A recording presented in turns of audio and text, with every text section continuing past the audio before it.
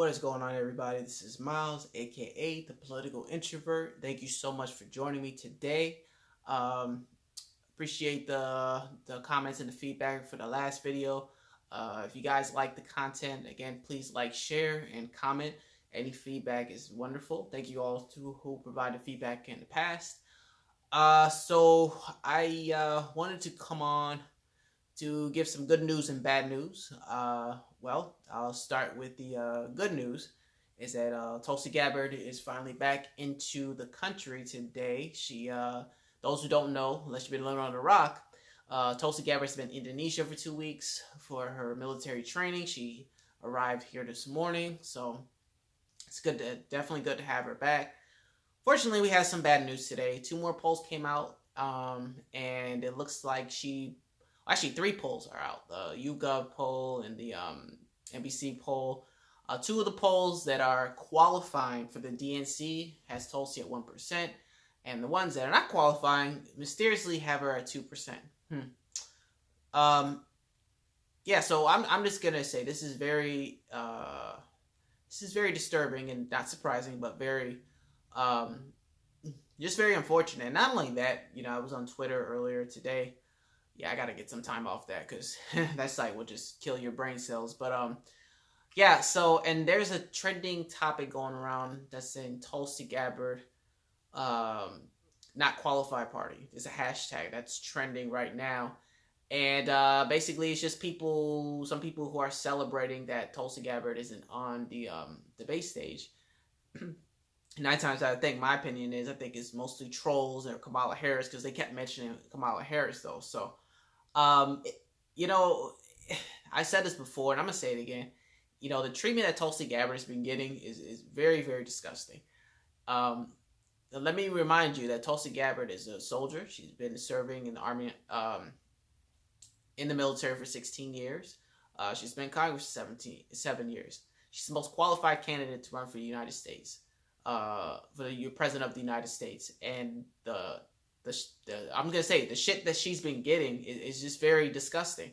And it doesn't matter if you support Tulsi or not, though, but it's just the disrespect that she's been getting, all the smears and from the left and the right media. It's just uncalled for. You don't see that much with Bernie, and you don't see that much with Andrew Yang. And I don't get it. I don't understand, why do people hate her so much? I mean, there's nothing wrong with critiquing a candidate, but like the hate that she's been getting it's terrible. And the fact that she's not going to be on the debate stage is even more of a worse travesty. And then there was a video that came out yesterday. Bernie Sanders was given an interview with the Hill, with Crystal Ball, and she asked him about what candidates do you admire in the race. And the first 2 candidates that Bernie brings up is Elizabeth Warren and Amy Klobuchar. I don't know why he didn't bring up Tulsi Gabbard, because Warren was pretty much silent when she was running for president, and then she couldn't wait to endorse Hillary. Yet Tulsi Gabbard risked her career early, when it mattered, to try to support Bernie. And so Tulsi, and that's another video. I don't want to get into that right now, though. But what my point is just like, it feels like Tulsi's just going at it by herself, and this story seems very familiar, which goes back to 2016 when Bernie Sanders had to do this by himself. And he had the entire Democratic establishment against him, the DNC against him, the Republicans were against him, of course.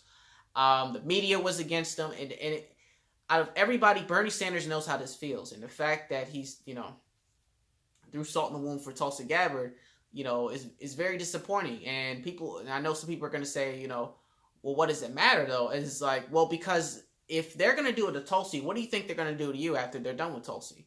They're going to do it to you, and they're going to probably do it to Andrew Yang. And this is why people need to start caring about this. It doesn't matter whether you support candidates or not. The fact that America gets cheated out of not hearing from a candidate is disgraceful. Tulsi Gabbard has made well over 130,000 individual donors. She has 2% in around 30 polls.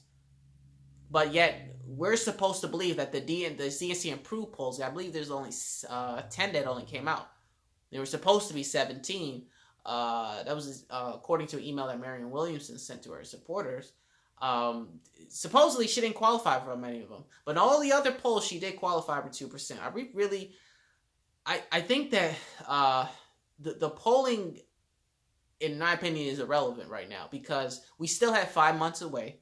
Anything could change. We've seen this before, around the time, I was doing some research, Bill Clinton, when he was running, he was completely down. He came in late and then he ended up winning a nomination. Jimmy Carter, when he was running in 1977, he was down as well, to 1%, and then he ended up winning a nomination. Donald Trump was down at this time though, in 2015, excuse me.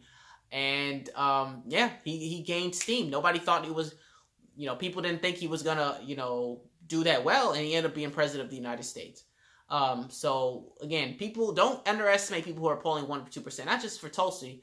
Andrew Yang's getting a lot of grassroots support though. So I can see him being in that top 5 though. Him, definitely Buttigieg you got to pay attention to too though, because guys, especially with the comments, a lot of people see him as positive, even though he's seems like a corporate sellout though. So, but again, most people like it.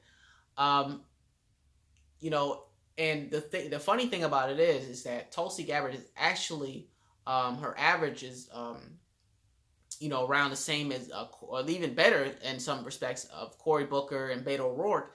Yet mysteriously they made it though, and even Julian Castro, mysteriously he made it. Yet all the DNC approves that. Most of the polling have Julian Castro at 1% though. But the DNC approved polls have him at 2% or above. That doesn't sound suspicious to you.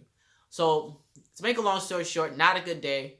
And just one more thing I want to add though too. So I know I heard some speculation that people are like, oh, well, she can qualify for the October debates. It's okay. It's no worry. No, you're missing the whole point of this. The DNC wants her off. Period. They don't want her on that stage. First time she destroyed Tim Ryan, took him to school.